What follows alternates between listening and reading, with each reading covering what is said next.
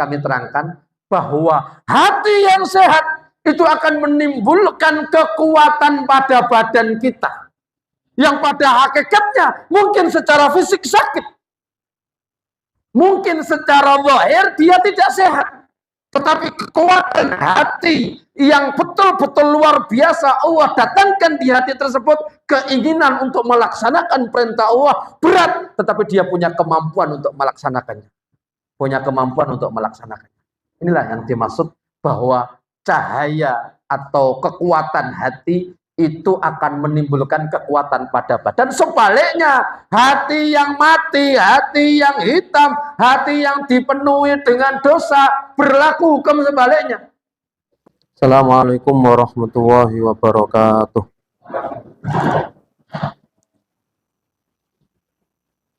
Innal hamdalillahi nahmaduhu wa nasta'inuhu wa nastaghfiruh wa na'udzu billahi min shururi anfusina wa min sayyiati a'malina. May yahdihillahu fala mudhillalah wa may yudlilhu fala hadiyalah. Asyhadu an la ilaha illallah wahdahu la syarikalah wa asyhadu anna Muhammadan abduhu wa rasuluh la nabiyya wa la rasula ba'dah. Allahumma salli wa sallim wa barik ala nabiyyina Muhammadin wa ala alihi wa sahbihi ajma'in. Ya ayyuhalladzina amanu taqullaha haqqa tuqatih wa la tamutunna illa wa antum muslimun. Ya ayyuhalladzina amanu taqullaha wa qulu qawlan sadida yuslih lakum a'malakum wa yaghfir lakum dunubakum wa man yuti'illaha wa rasulahu faqad faza fawzan 'azima. Amma ba'du fa inna asdaqal hadisi kitabullah wa khairal hadyi hadyu Muhammadin sallallahu alaihi wasallam. Syarrul umuri muhdatsatuha wa kullu muhdatsatin bid'ah wa kullu bid'atin dhalalah wa kullu dhalalatin finnar. Melanjutkan apa yang sudah kita kaji pada bulan yang lalu. Atharul qabihatu lil ma'asi, akibat buruk maksiat. Sekarang di pertemuan kedua saya bacakan, wa minha, dari akibat perbuatan maksiat, dzulmatun, itu kegelapan, yajiduha, yang dia dapatkan, fi qalbihi, di dalam hatinya, haqiqatan, secara hakiki, yakhussu, akan merasa, biha, dengan ma'asi tadi, dengan perbuatan dosa tadi, kama yakhussu, sebagaimana dia merasakan, mengindrakan, bidzulmatil lailil bahid, seperti gelapnya malam yang gulita. Fatasiru, maka menjadi dzulmatul maksiati, kegelapan maksiat, liqalbihi, untuk hatinya, kadzulmatil hisiyati libasarihi, seperti gelapnya mata karena tidak bisa melihat. Fa inna ta'ata nurun, karena perbuatan taat itu adalah cahaya. Wal maksiatu, sementara perbuatan maksiat, dzulmatun, itu kegelapan.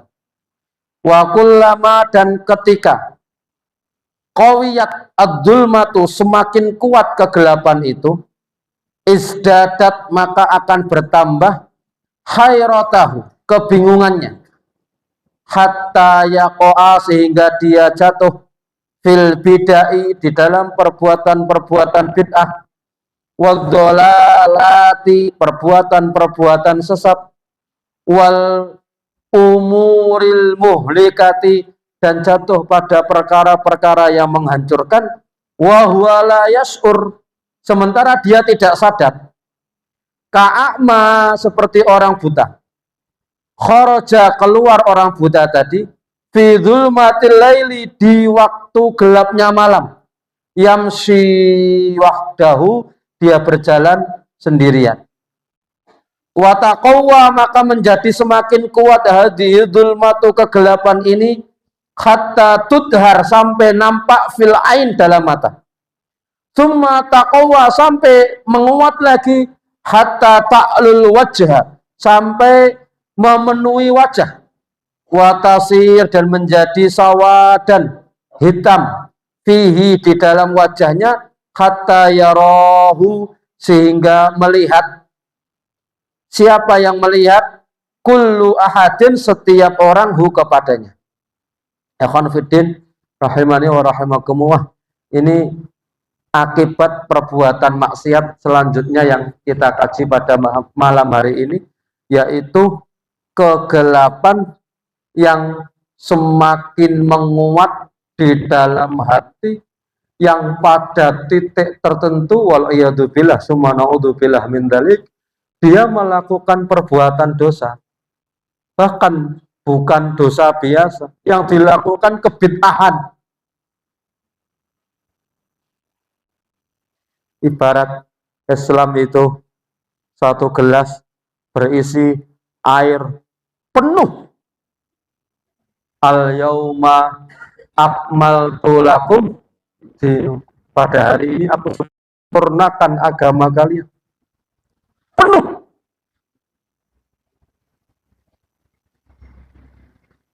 Ketika air dalam satu gelas itu adalah yang sudah sangat penuh tadi, penuh banget, kita masukkan sesuatu ke dalamnya, maka pasti akan ada yang tumpah. Ajaran Islam itu sudah sempurna.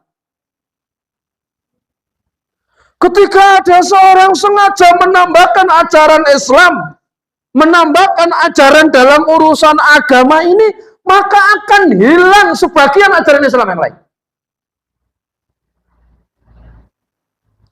Lebih parahnya, orang yang melakukan itu tidak sadar bahwa yang dilakukan adalah perkara yang sangat besar, perkara yang menjadikan seorang hamba jauh dari Allah tanpa sadar, sementara pada hakikatnya yang dia sadari malah sebaliknya. Dia merasa dekat dengan Allah. Padahal semakin jauh dari Allah. Perbuatan maksiat itu pula yang menjatuhkan dia pada kesesatan-kesesatan dan perkara-perkara yang menghancurkan. Tanpa sadar.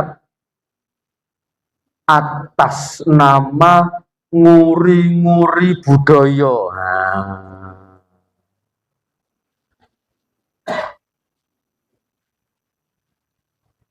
Kebiasaannya agar supaya rezeki orang-orang yang bekerja sebagai nelayan itu tetap lancar. Nyembelih sapi, nyembelih kambing. Budaya itu dilarung, apa kalau bahasa Jeparnya, dikentirkan itu apa ya? Ya dilarung, ya segitulah pokoknya. Iya. Nggih, leres. Dia melakukan perkara yang muhlikah, menghancurkan betul. Tapi dia tidak sadar kalau itu perkara yang menghancurkan.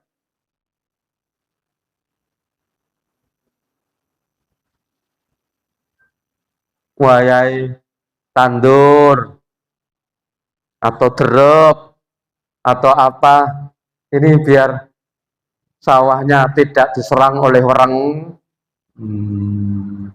Perlu di tengah sawah ada ingkung dengan berbagai halnya. Kalau perlu ditambahi bubur merah, bubur putih, ditambahi ini, ditambahi. Nggak sadar kalau itu adalah perkara yang menghancurkan. Bahkan sampai pada titik perkara-perkara yang mungkin menghancurkan tapi masih kecil, tapi itu mengarah kepada kehancuran. Mengadakan acara, ada kondisi di saat itu makan-makan, tapi tidak disediakan kursi. Perbuatan dosa yang tidak segera dimohonkan ampunan kepada Allah, secara dia tidak sadari akan menghitamkan hatinya, akan mengotori hatinya, sampai pada titik dia melakukan perbuatan-perbuatan yang merusak, yang menghancurkan, wala yash'ur. Dia tidak sadar kalau yang dilakukan itu adalah perbuatan dosa.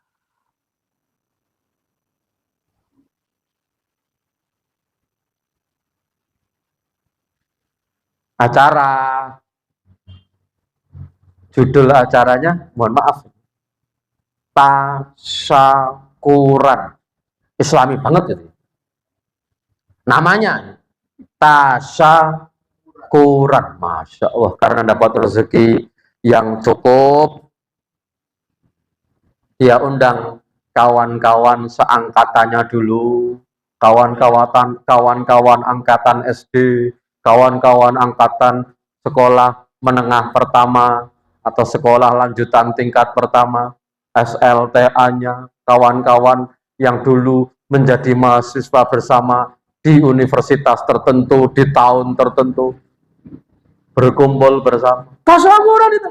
Setelah selesai pengajian, sembari menyelesaikan susunan acara pada hari itu, diundanglah di saat yang bersamaan artis-artis tertentu untuk memberikan hiburan biar tidak sepanan. Pengajian kan serius.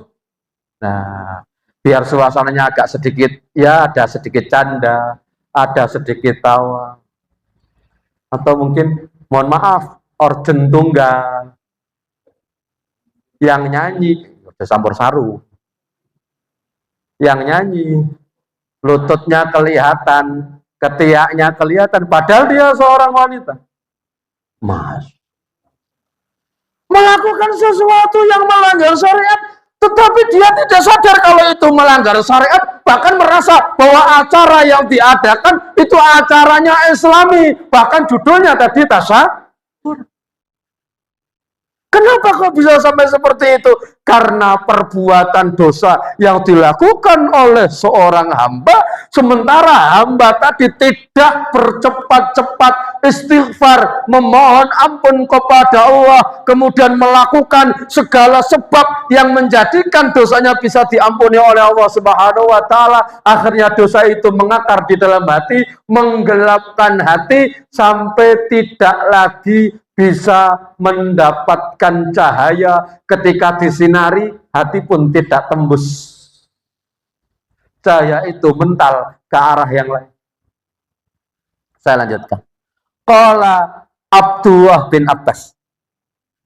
Qala telah berkata Abdullah bin Abbas, sahabat Rasulullah Muhammad sallallahu alaihi wasallam, namanya Abdullah bin Abbas, sahabat kelima yang paling banyak meriwayatkan hadis Rasulullah Shallallahu Alaihi Wasallam.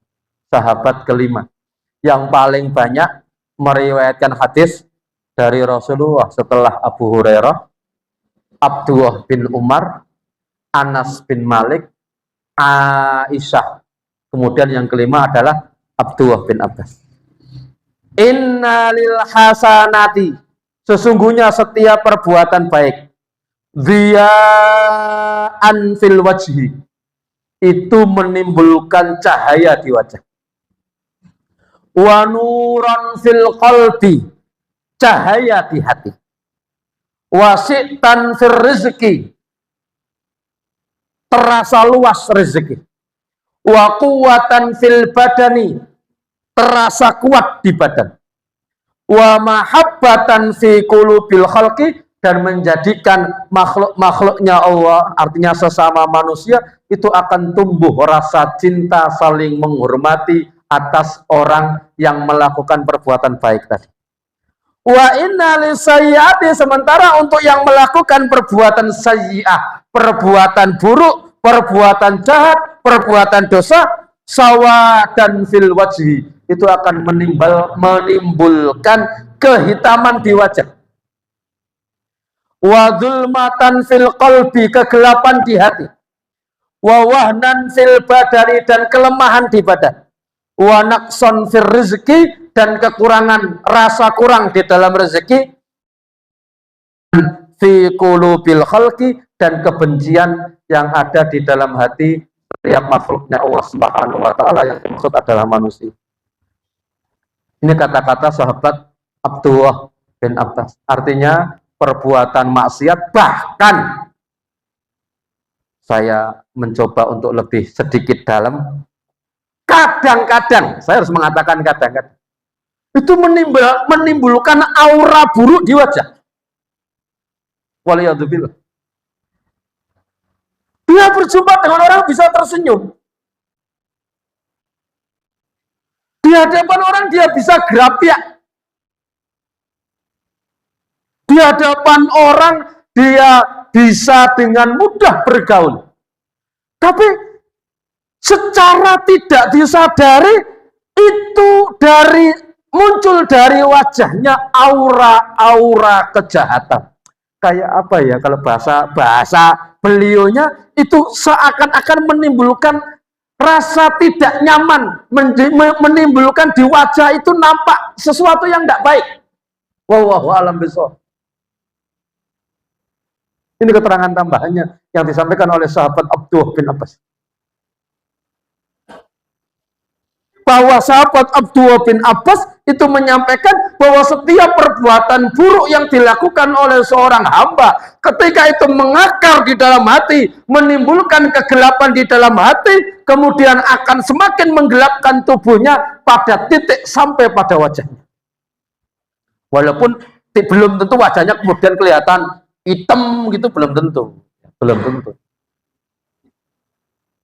Wallahu a'lam bishawab. Wa minha, di antara perbuatan dosa, akibatnya adalah tuhinul qalba wal badana. Itu akan melemahkan hatinya dan akan melemahkan badannya. Lanjutannya bahwa perbuatan dosa, perbuatan maksiat itu akan menjadikan lemahnya hati dan lemahnya badan di saat dibutuhkan. Kita lanjutkan kalimatnya. Wa amma wahnuha lil qalbi, adapun bahwa maksiat tadi melemahkan hati, fa amrun dhahirun, itu adalah perkara yang jelas, tetawelo-welo. Balla tazalu tuhinuhu hatta tazila hayatuhu bil kulliyah. Bahkan ada keadaan-keadaan dia tetap lemah di dalam hatinya, ada kelemahan di dalam hatinya terus-menerus sampai dia mendapatkan kematian. Wa amma wahnuha lil badan, adapun lemahnya di badan, fa innal mu'mina quwwatuhu fi qalbihi, sesungguhnya orang mukmin kekuatannya itu sumbernya dalam hati, dari hati. Wa kullama qawi,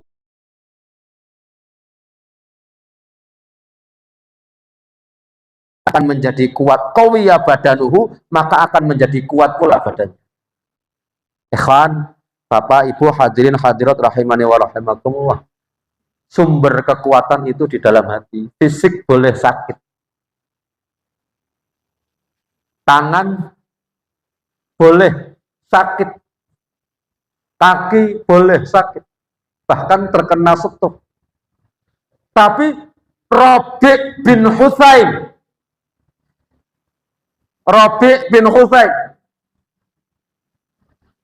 itu adalah seorang tabi'in yang di masa tua beliau diuji oleh Allah dengan sakit di anggota tubuh beliau yang bagian kiri itu tidak berfungsi. Bahasa kita stroke. Itu tubuh beliau yang kiri. Mata beliau yang kiri, telinga beliau yang kiri, tangan beliau yang kiri, kaki beliau yang kiri. Yang kanan masih sehat, tapi yang kiri ini nggak bisa aktif.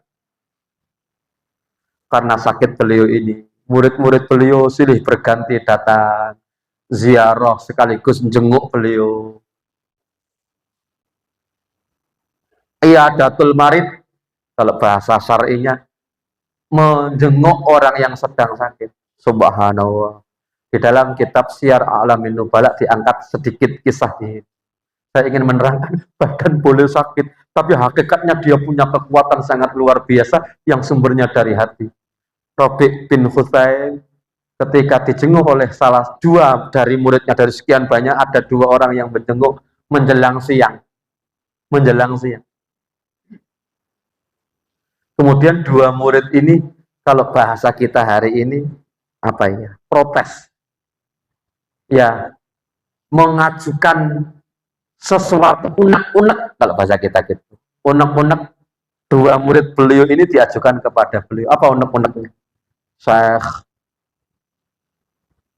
antum ini beda dengan para ulama yang lain. Ini unek-uneknya.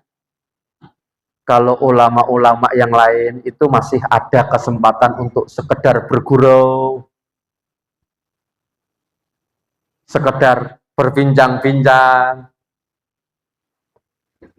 Ya kalau bahasa kita, ora ben ora sepanen terus. Karena sepanen malah marono ngantuk ini ya. Itu kalau taklim. Tapi antum ini, kalau bahasa murid beliau, kami ini sebagai murid Anda, murid antum, murid Syekh, itu tidak pernah mendengar kalimat yang keluar dari mulut Syekh kecuali 4 hal. Tidak pernah lebih dari 4 ini. 1. Baca Quran. 2. Zikir. 3. Memberi nasihat. 4. Tanya kabar saudara. Saya ulang, kami tidak pernah mendengar dari lisan Anda keluar kalimat kecuali di sana ada 4. 1. Baca Quran. 2. Kalau enggak berarti zikir. Kalau dua-duanya ini enggak berarti yang ketiga, memberi nasihat orang. Kalau 1, 2, dan 3 tidak, berarti menanyakan kabar saudara-saudara Anda yang mungkin karena Anda sedang sakit, Anda tidak banyak tahu bagaimana kabarnya fulan, bagaimana kabarnya fulan, bagaimana kabarnya fulan. Apa jawaban Rabi' bin Husain? Allah Subhanahu wa taala, begini kalimatnya kurang lebih kalau kita terjemahkan bebas ini. Nah, kalau bahasa kita kepada muridnya, apakah kamu lupa dengan ayat Allah Subhanahu wa taala? Ma yalfidhu min qaulin illa ladaihi raqibun atid.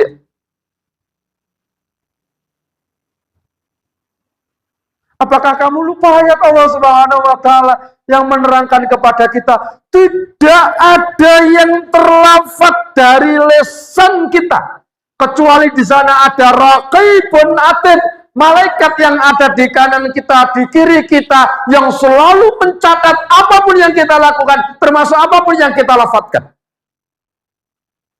Sebagian ahli tafsir menyebutkan di sana ada malaikat raqib dan malaikat atid. Muridnya terdiam. Tidak lama setelah itu anaknya datang, Bapak, semoga Allah merahmatimu. Kalimat anaknya, Masya Allah. Ibu sedang masak masakan enak. Sudah nyambung ya? Sudah pernah kita angkat nyambung ya? Ibu sedang masak masakan enak, namanya halwa. Halwa. Halwa itu kalau kita terjemahkan dalam bahasa kita, kalau di kamus kita cari itu manisan. Tapi pernah kita lebih dalamkan lagi untuk pengertian halwa, termasuk di dalamnya adalah roti yang rasanya manis, yang terbuat dari bahan-bahan yang mahal. Ibu sedang membuat halwa, pesennya ibu, tamunya jangan disuruh pulang terlebih dahulu. Baiklah anakku, Semoga Allah menjagamu. Sekarang kau bantu ibumu, kalau masakannya sudah selesai kau bawa ke sini. Anaknya ketika memanggil bapak, bapak, semoga Allah merahmatimu. Indah sekali kalau kita dengarkan. Bapaknya, baiklah nak, semoga Allah menjagamu. Pokoknya belum apa-apa doa dulu. Masakan jadi, disuguhkan, dipotong-potong, qadarullah ya, semuanya sudah ditakdirkan oleh Allah. Pintu rumahnya itu diketuk orang dan ngetuknya itu agak keras. Mulai nyambung kisahnya ya. Ketukannya itu agak keras. Kata Rabi bin Hutsaim, nak kamu buka pintunya itu. Ada orang yang pengen berjumpa dengan kita. Dibukakanlah pintu.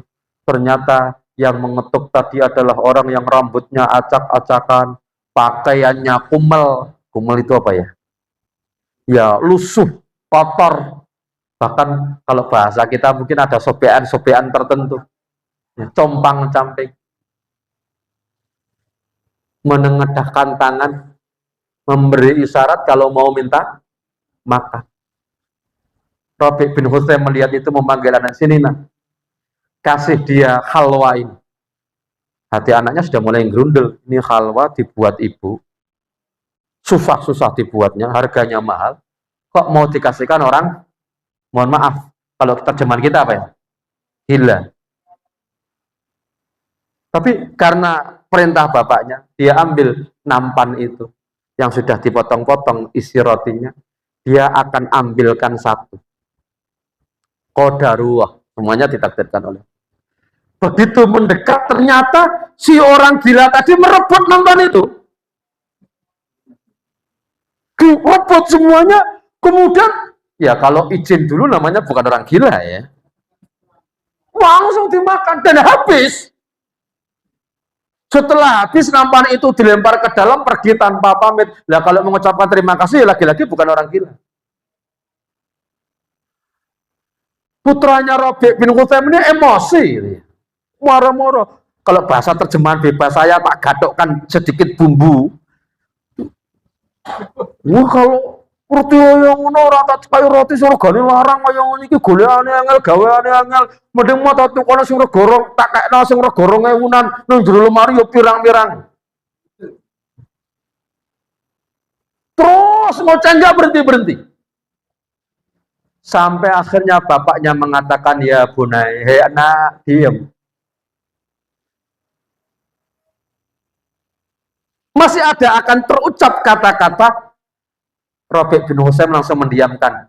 Lan tanalul birra hatta tunfiku mimma tuhibbun. Nah, kamu tidak akan pernah mendapatkan kebaikan yang sempurna sebelum kau memberikan apa yang paling kau cintai. Di mana anaknya? Jadi anaknya ngomel itu dihentikannya dengan apa? Dengan ayat. Kalau hari kita, istri kita ngomel-ngomel, ini berasa entah, bla bla bla bla bla. Dineng sabar toh bu, orang mandek-mandek, bacakan ayat, siapa tahu berhenti.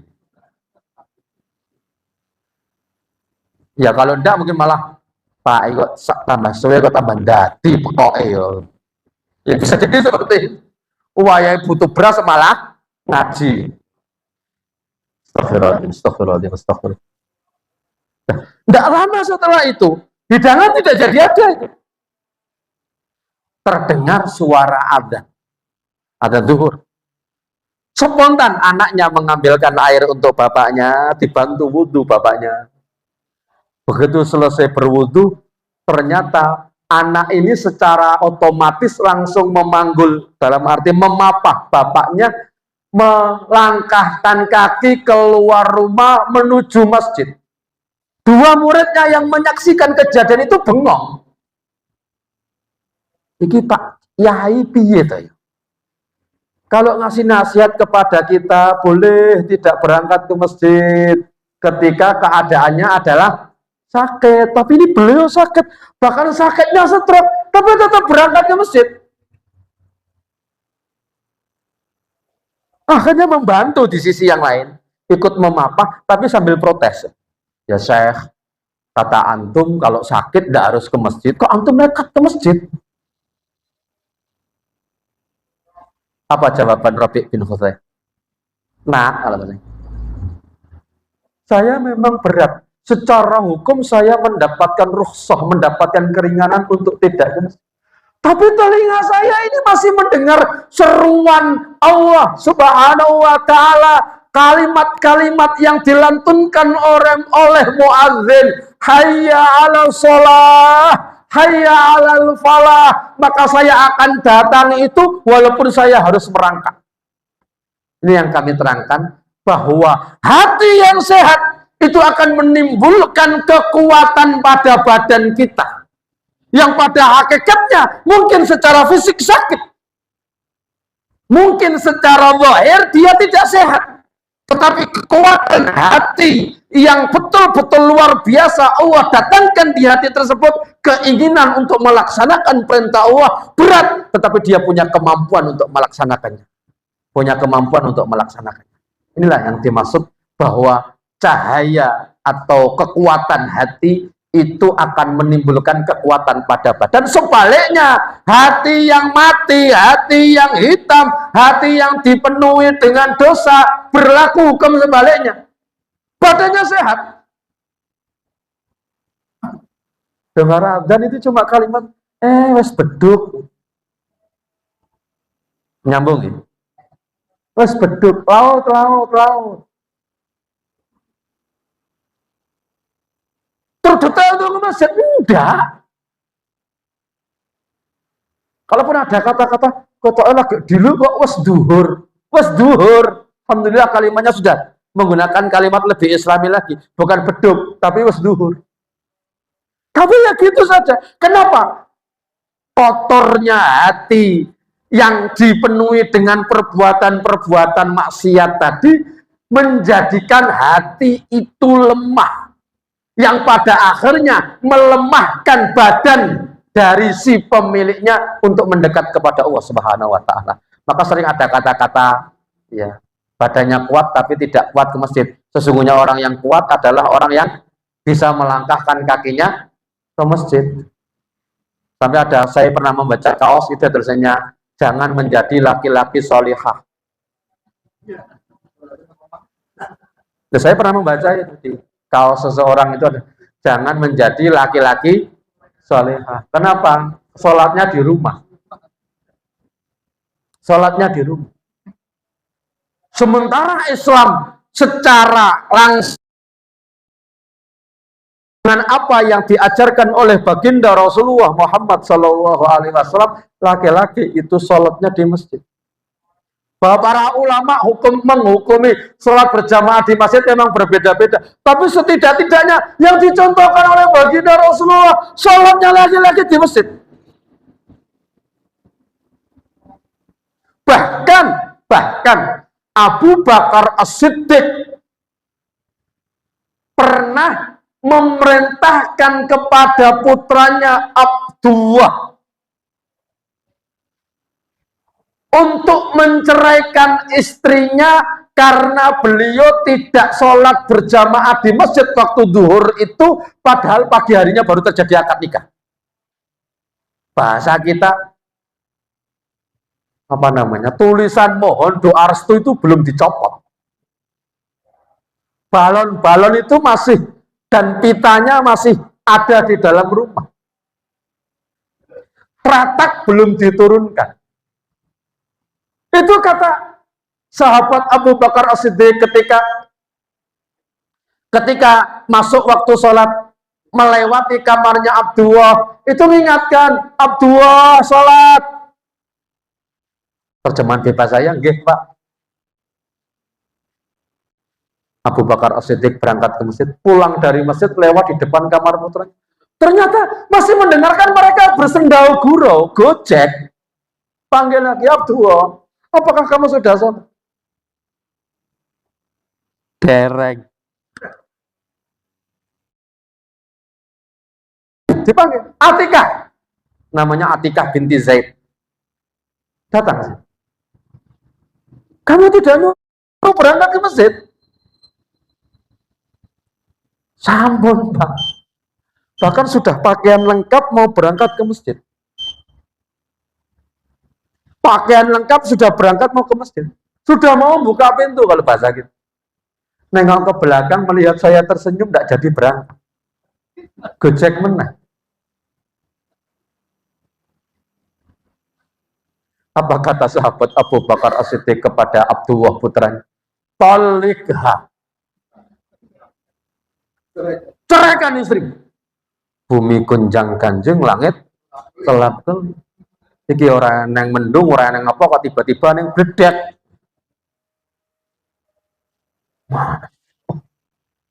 Diceraikan oleh Abdullah.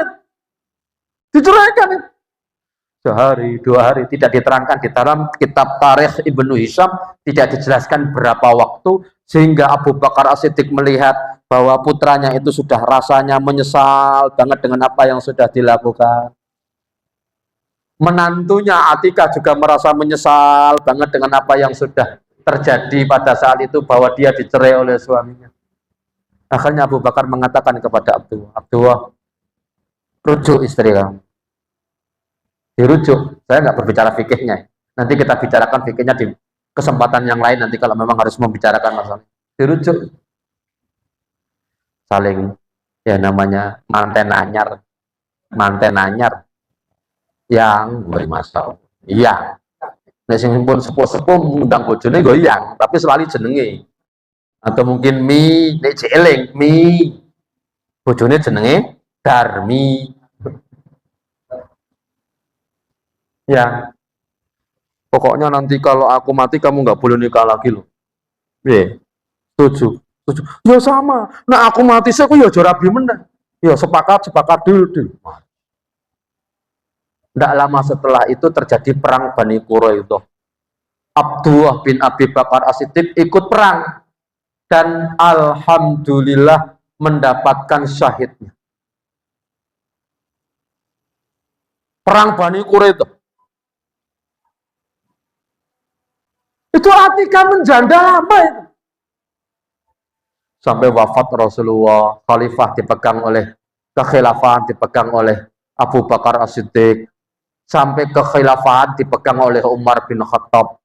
Di menjelang akhir kehidupan Umar bin Khattab, memaksakan diri untuk melamar Atikah.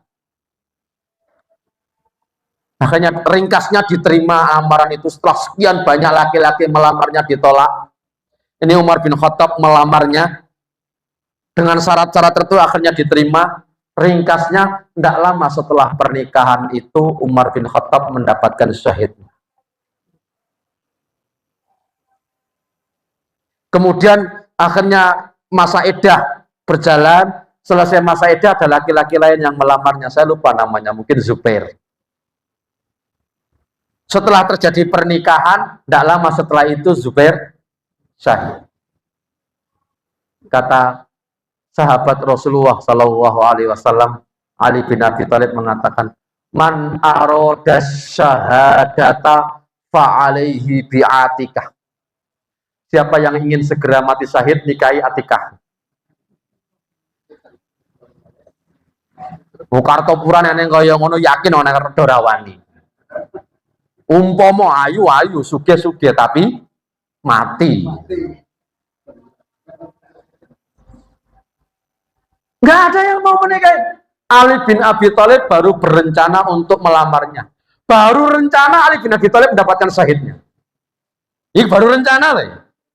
Ya, subhanallah. Ya saya nggak mengisahkan itu, tapi lanjutannya nggak kita kisahkan. Tapi saya ingin menyampaikan bahwa perbuatan maksiat itu bisa melemahkan hati kita, sekaligus melemahkan badan kita. Kuat secara zahir, tapi tidak kuat secara realita. Ketika fisik itu dibutuhkan, seakan-akan menjadi fisik yang sangat lemah. Kata Imam Ibnu Qayyim, itu akibat perbuatan dosa yang dilakukan. Itu akibat perbuatan dosa yang dilakukan. Maka kita harus banyak-banyak beristighfar kepada Allah. Kalau kita mau selamat dari dosa, utuh, tidak ada dosa sama sekali, mungkin itu sangat berat. Tapi kullu bani Adam khata'un. Setiap anak turun Adam itu punya kesalahan, pernah punya dosa. Wa khairul khata'ina tawwabun. Tapi sebaik-baik orang yang pernah salah, sebaik-baik orang yang pernah berbuat dosa adalah mereka yang cepat-cepat bertaubat kepada Allah Subhanahu wa taala. Wasari'u ila maghfiratin mir rabbikum, dan bercepat-cepatlah kalian untuk mendapatkan ampunan dari Allah, dapatkan ampunan Allah Subhanahu wa taala dengan taubatmu, dengan istighfarmu, dengan perbuatan baikmu, termasuk dengan kesabaranmu ketika mendapatkan musibah. Assalamualaikum warahmatullahi wabarakatuh.